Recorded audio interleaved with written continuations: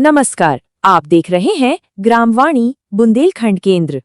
तो मध्य प्रदेश की लाडली बहनों के लिए एक बहुत बड़ी खुशखबरी है और आज हम इसी पर बात करने वाले हैं।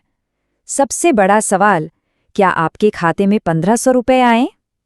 आज हम लाडली बहना योजना के इस नए अपडेट की पूरी जानकारी देंगे और ये भी बताएंगे कि आप कैसे चेक कर सकते हैं कि पैसा पहुंचा है या नहीं। तो चलिए सीधे मुद्दे पर आते हैं। सबसे पहली और सबसे जरूरी खबर वो ये है कि लाडली बहना योजना की 33वीं किस्त जारी हो चुकी है। जी हाँ, इस बार हर एक लाभार्थी बहन के खाते में पूरे 1500 रुपए भेजे गए हैं और वो भी महाशिवरात्रि के त्योहार से ठीक पहले, एक बड़े तोहफे की तरह, है ना? और ये कोई छोटी मोटी बात नहीं है। पूरे मध्य प्रदेश में 1.25 करोड़ से भी ज्यादा यानी 1.25 करोड़ से भी ज्यादा बहनों को इसका सीधा लाभ मिला है। इस एक किश्त के लिए सरकार ने कुल 1836 करोड़ रुपए की एक बहुत बड़ी राशि जारी की है।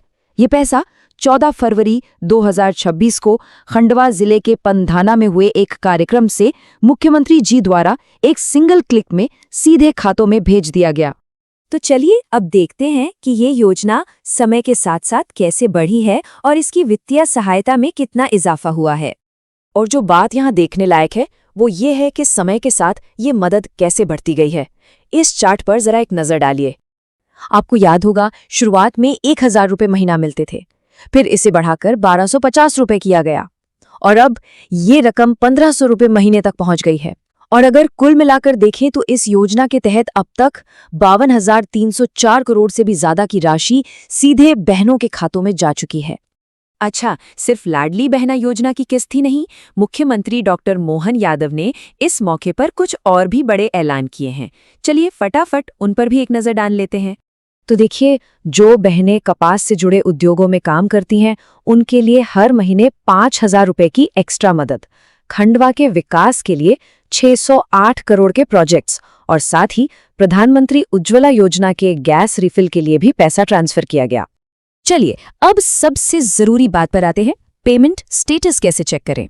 अगर आपको पता करना है कि पैसा अकाउंट में आया या नहीं तो हम आपको इसका बिल्कुल आसान स्टेप बाय स्टेप तरीका बताने जा रहे हैं।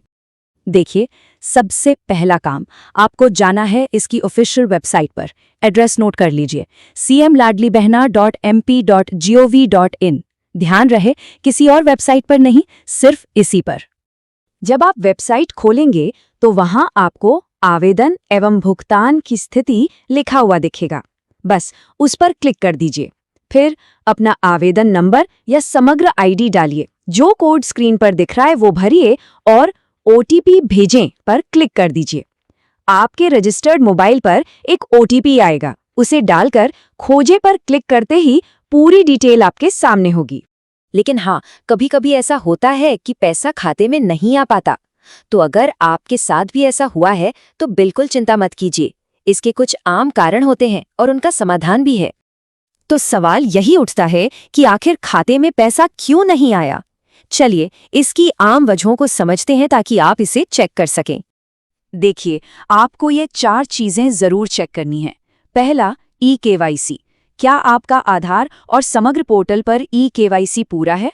दूसरा, DBT एक्टिव है या नहीं, मतलब बैंक अकाउंट आधार से लिंक हो और उस पर डायरेक्ट बेनिफिट ट्रांसफर चालू हो।